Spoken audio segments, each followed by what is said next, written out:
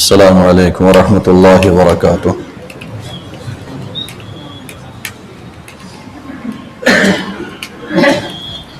الحمد للہ وحدہ والصلاة والسلام علی من لا نبی بعدہ۔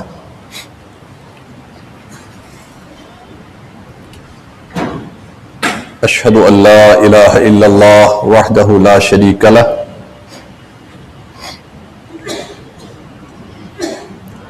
واشہد ان سیدنا وحبیبنا ومولانا محمدا عبدہ ورسولہ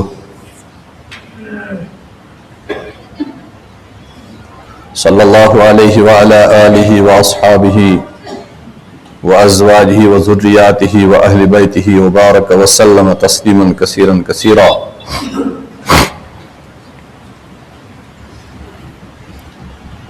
اما بعد فقد قال اللہ تعالی فی کلامہ المجید اعوذ باللہ من الشیطان الرجیم بسم اللہ الرحمن الرحیم۔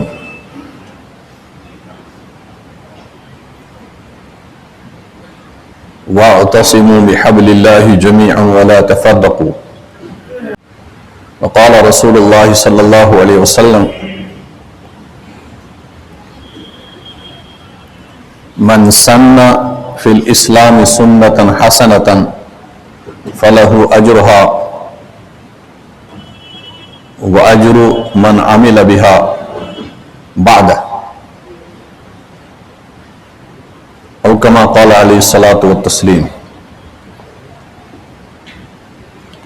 صدق اللہ العلی العظیم وصدق رسولہ النبی الکریم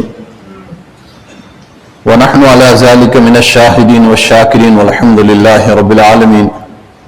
رب اشرح لي صدري ويسر لي امري واحلل عقدة من لساني يفقهوا قولي۔ رب زدنا علما نافعا وايمانا كاملا وعملا صالحا متقبلا وشفاء من كل داء۔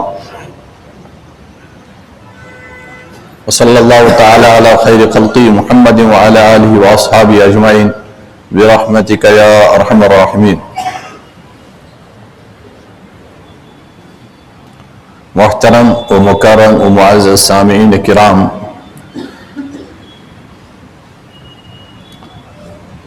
اللہ تبارک و تعالیٰ کی بے حد حمد و ثنا کے ساتھ ساتھ لاتعداد درود و سلام ہو ہمارے آقا حضرت محمد رسول اللہ صلی اللہ علیہ وسلم کے ذات اقدس پہ، جن کے پوری کائنات پہ بے شمار احسانات ہیں۔ اللہم صلی علی سیدنا محمد وعلی آل سیدنا محمد واصحاب سیدنا محمد وبارک وسلم علیہم عدد خلقہ ورضا نفسہ وزنۃ عرشہ ومداد کلماتہ۔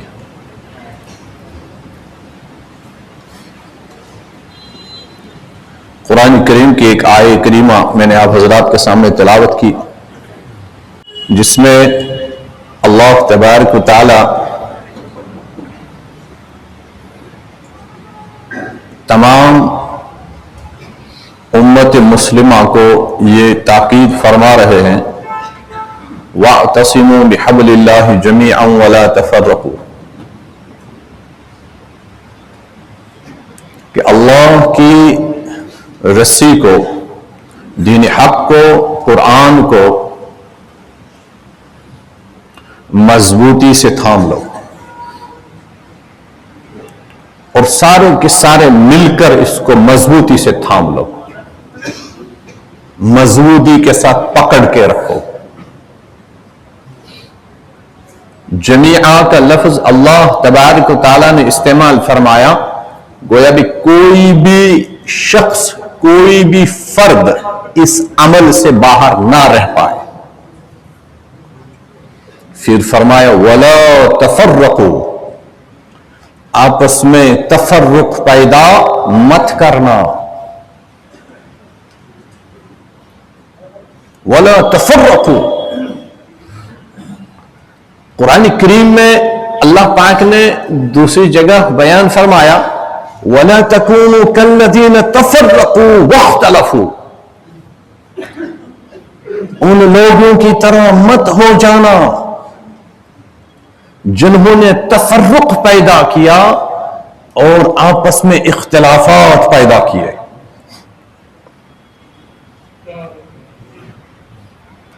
جتنے بھی لوگ ہیں دھیان سے سنیں.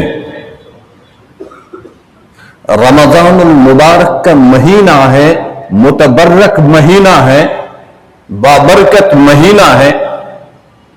قرآن نازل ہوا ہے اس مہینے میں.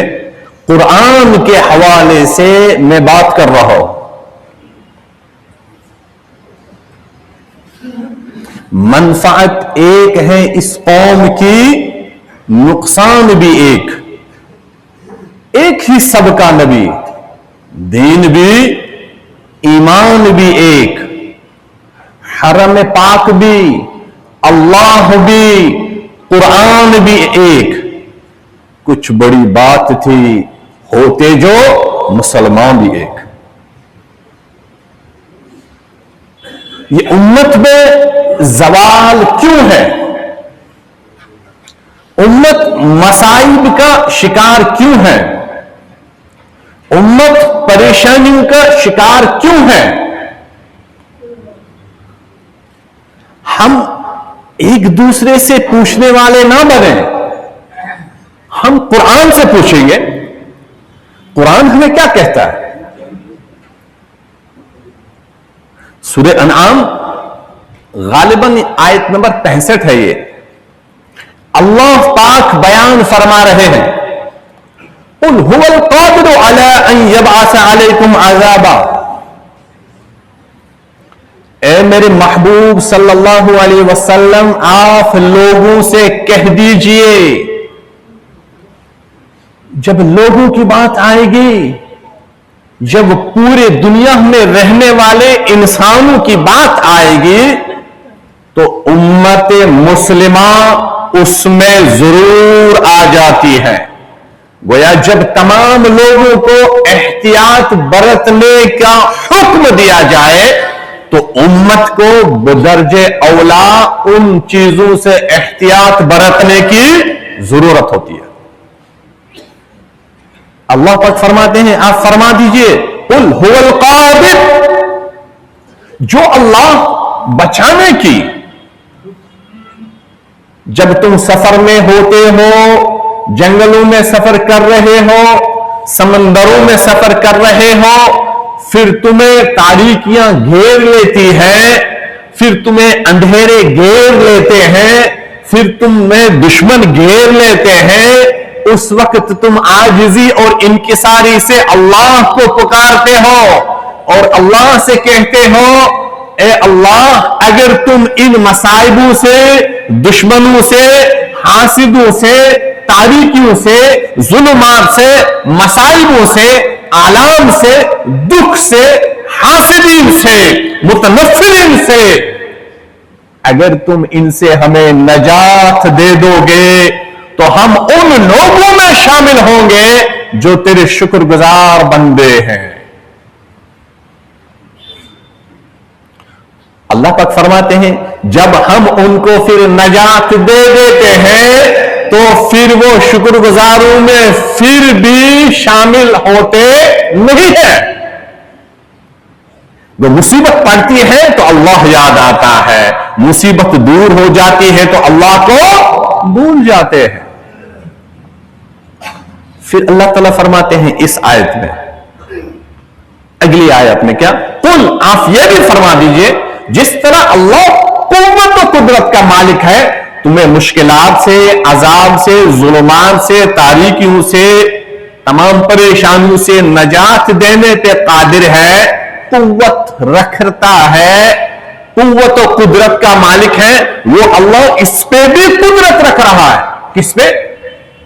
أَلَا أَن يَبْعَثَ عَلَيْكُمْ عَذَابًا مِّن فَوْقِكُمْ، کہ وہ اس پہ بھی قوت و قدرت رکھ رہا ہے کہ تمہارے اوپر عذاب اوپر سے بھیج دے. أَوْ مِن تَحْتِ أَرْجُلِكُمْ، یا تمہارے پاؤں کے نیچے سے عذاب آئے گا. غور کرے، یا تو آسمان سے عذاب آئے گا जिस तरह पिछली कौमों पे, कौम नूह पे, कौम आद पे, कौम लूत पे, किसी पे बारिश का अजाब आया, किसी पे हवा का अजाब आया। कौम लूत पे आसमान से पत्थर बरसाए गए और नीचे से हजरत नूह अलैहिस्सलाम की कौम को गर्क करने के लिए अल्लाह ताला ने जमीन के पानी के खजाने खोल दिए। जमीन ने भी उबलना शुरू किया, आसमान ने भी बरसाना शुरू किया। ऊपर से भी अजाब आ सकता है। बनी इसराइल पे मेढकों का अजाब आया, बनी इसराइल पे खून का अजाब आया, तो अल्लाह ताला फरमाते हैं मैं इस पे भी कादिर हूं, ऊपर से भी अजाब आएगा, तुम्हारे पांव तले भी अजाब आएगा। उन अवकात में अजाब की शक्लें कुछ और थी और आज अजाब की शक्लें कुछ और हैं। आज मिसाइल आते हैं, आज बम आते हैं, आज रॉकेट आते हैं, आज गोलियां आती हैं, आज नीचे से माइन ब्लास्ट होते हैं, आज सबमरीन समुद्रों के नीचे से अपने उन मिसाइलों का इस्तेमाल करके लोगों को गर्क कर रहे हैं। वह अजाब उस वक्त थे, उसकी शक्लें अलग थी। अजाब आज है, आज शक्लें कुछ और होगी। और अल्लाह ताला ने अजाबन का लफ्ज इसमें नकीरा इस्तेमाल फरमाया। वह इसकी बहुत सारी शक्लें हो सकती है, हर जमाने में अलग अलग सूरत हो सकती है। मिन फौकिकुम औ मिन तहत अर्जुलिकुम। सैयदना हजरत अब्दुल्लाह इब्न अब्बास रज़ी अल्लाह ताला अन्हुमा, जो सहाबा में मुफस्सिर कुरान थे, वो फरमाते हैं ऊपर से अजाब का मतलब है कि अल्लाह तबारक व तआला तुम्हारे ऊपर जालिम बादशाह और हुक्मरान मुसल्लत करेंगे।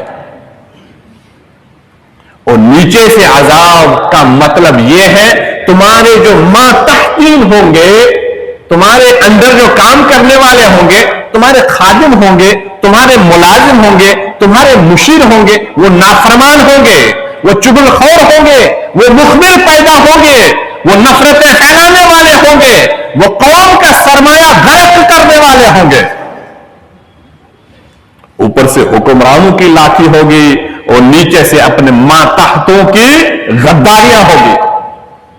हो रहा है, देख रहे हैं हम, मुशाहिदा कर रहे हैं, उम्मत मुस्लिमा इसको महसूस भी कर रहे हैं।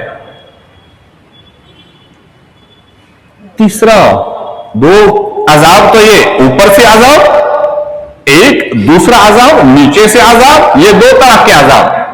तीसरा अजाब अल्लाह ताला, तीसरी किस्म का अजाब अल्लाह तबारक व ताला जो बयान फरमा रहे हैं, उस पे हम तमाम को निचली सतह पे भी और बड़ी सतह पे भी निहायत गौर व फिक्र करने की बहुत जरूरत है। अल्लाह पाक फरमाते हैं औ यल्बिसकुम शिया, या मैं तुम्हें मुख्तलिफ जमातें बनाऊंगा। अल्लाह ताला फरमाते मैं खुद नहीं उतरूंगा, मैं तुम्हें मुख्तलिफ जमातें बनाऊंगा, तुम्हें टोलियां बनाऊंगा, तुम्हें फिरके बनाऊंगा, तुम्हें मुख्तलिफ पार्टियों में तकसीम करूंगा। वो जमात अलग है और ये जमात अलग है, वो अरबी है तो ये अजमी है, वो मशरिक का रहने वाला है और ये मगरिब का रहने वाला है, ये काला है और वो गोरा है, ये सादात और सैयद है और ये आम जात पात वाला है। मैं तुम्हें मुख्तलिफ जमातों में मुनकसिम करूंगा। औ यल्बिसकुम शिया, मैं तुम्हें मुख्तलिफ जमातें बनाऊंगा। वयुज़ीक़ बअज़कुम बअस बअज़, मुख्तलिफ जमात, मुख्तलिफ जमातें तकसीम करने के बाद, मुख्तलिफ टोलियां बनाने के बाद, मुख्तलिफ तबकों में तकसीम होने के बाद फिर एक दूसरे से लड़वाऊंगा। क्या हो रहा है? क्या अहले हिजाज को कुरान की ये आयत का इल्म नहीं है? क्या दुनिया में रहने वाले मुसलमान और उलमा को इस कुरान करीम का आयत का इल्म नहीं है? کیا اماموں اور واعظوں کو اس قرآن کی آیت کا علم نہیں ہے؟ کیا مساجدوں میں جو خطیب ہیں ان کو اس قرآن کریم کی آیت پہ نظر نہیں ہے؟ اگر ہے تو مسلمانوں کو ایک پلیٹ فارم پر جمع کرنے کی ہمارے مساجدوں، ہمارے ملکوں، ہماری ضلعی سطح، ہماری عالمی سطح پہ کوششیں کیوں نہیں کی جا رہی ہیں؟ دور کی بات چھوڑیں، میں تقریباً مکہ مسجد میں پچھلے 20 سالوں سے بیان کر رہا ہوں، پچھلے 20 سالوں سے، جوانی کی پوری عمر، 20 سال کی مدت کم نہیں ہوتی، 20 سالوں سے میں یہ بیان کر رہا ہوں، او مسلمانوں اختلاف چھوڑ دو، ایک ہو جاؤ۔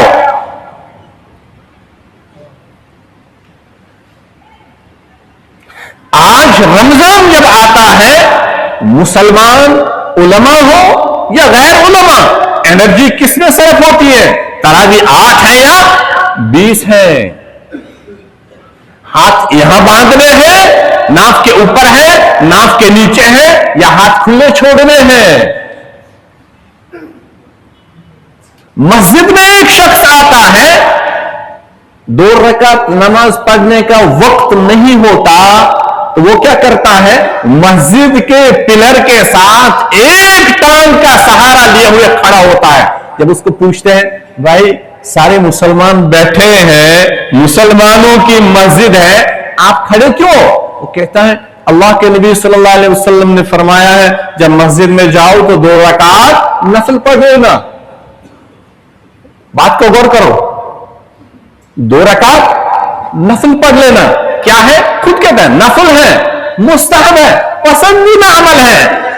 اللہ کا یہ بندہ اس بات پہ غور و فکر نہیں کرتا میرے نبی صلی اللہ علیہ وسلم نے یہ حکم مسجد کے احترام میں کہا ہے، اور یہ حکم اس لیے دیا تاکہ تم زیادہ سے زیادہ رکوع اور سجدے کرنے والے بن جاؤ، کہ تمہارے پاس وقت ہو نماز پڑھو، تمہارے پاس وقت ہو قرآن کی تلاوت کرو، تمہارے پاس وقت ہو تو درود پاک پڑھا کرو، تمہارے پاس وقت ہو اگر 2 رکعت نماز پڑھنے کا وقت نہیں ہو، 1 منٹ ہو، 2 منٹ ہو، تکبیر اولا چھوٹنے کا خوف ہو، کم سے کم 2 منٹ عاجزی کے ساتھ دعا تو کر سکتے ہو۔ نماز کا مطلب کیا ہے؟ عبادت کا مطلب کیا ہے؟ عبادت کا مقصد کیا ہے؟ اللہ کا بندہ اللہ سے جڑ کے رہے۔ اللہ کے نبی صلی اللہ علیہ وسلم نے فرمایا الدعاء هو العبادہ، دعا کو عبادت سے باہر مت سمجھنا، اور بیٹھ کے اتفاق کا مظاہرہ تو کر لے، اتحاد کی تعلیم تو دے دے، ہم سب ایک ہیں۔ نہیں، ہم ابھی بھی اپنے مسلکی اور مکتب فکر کی ان فرقوں میں بٹے ہوئے ہیں۔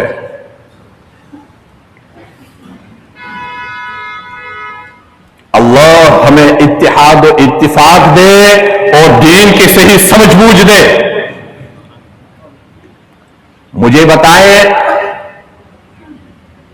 مسجد کے اندر آنے کے بعد 2 رکعت نفل پڑھنا یہ مستحب ہے۔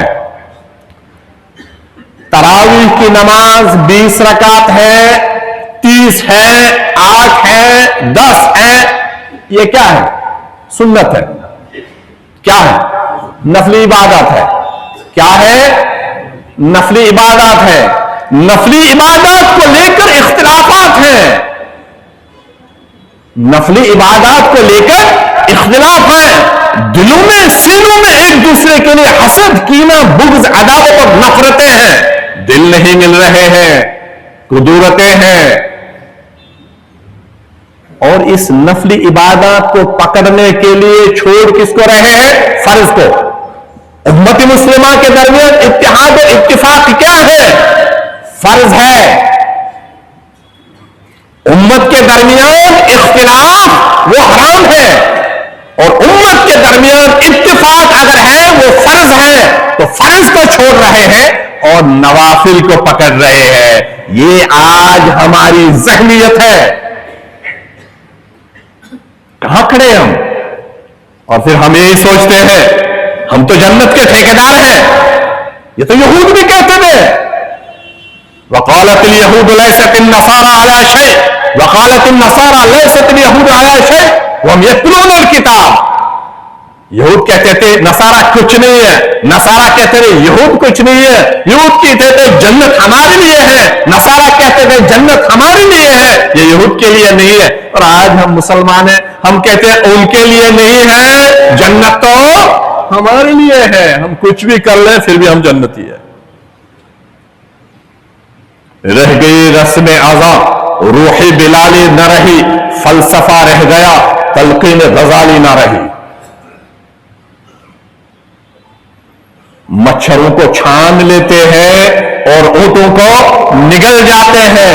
اللہ پاک فرماتے ہیں او یلبسکم شیعا, یا تمہیں ایک عذاب یہ تم پہ مسلط کروں گا, تمہیں مختلف طبقوں میں, مختلف فرقوں میں, مختلف جماعتوں میں بانٹ دوں گا.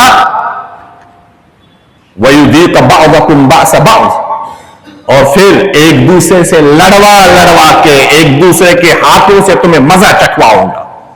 آج ہو رہا ہے, آج ہو رہا ہے. آپ دیکھیے کیا مسلمان کہیں ایک جگہ ایک پلیٹ فارم پہ کھڑے ہیں؟ کوئی مسلمان ملک دوسرے مسلمان ملک کے ساتھ جڑا ہوا ہے؟ نہیں ہے. کوئی ایک مسجد دوسرے مسجد سے جڑی ہے؟ نہیں ہے. اللہ کے نبی صلی اللہ علیہ وسلم نے فرمایا تھا صفیں سیدھی کرو, بیچ میں درار مت رکھو, کندھوں سے کندھے ملا کر کھڑے رہو. کیوں؟ اگر صفوں میں درار پیدا کرو گے تو دلوں میں دراریں رہے گی. اس کی وجہ کیا تھی کہ یہ ایک عملی مشق تھی کہ مسلمانوں کے درمیان جو ہے حسد, کینہ, بغض, عداوت اور نفرت اور عداوتیں جو تھی وہ اس صف بندی کے ذریعے سے ختم ہو جائے. آج ہم صفوں میں بھی کھڑے ہیں, ایک دوسرے کے ساتھ کندھے سے کندھے ملا کر بھی کھڑے ہیں, لیکن ہمارے دلوں سے فرقہ پرستی کی حسد اور نفرتیں دور نہیں ہو رہی ہے.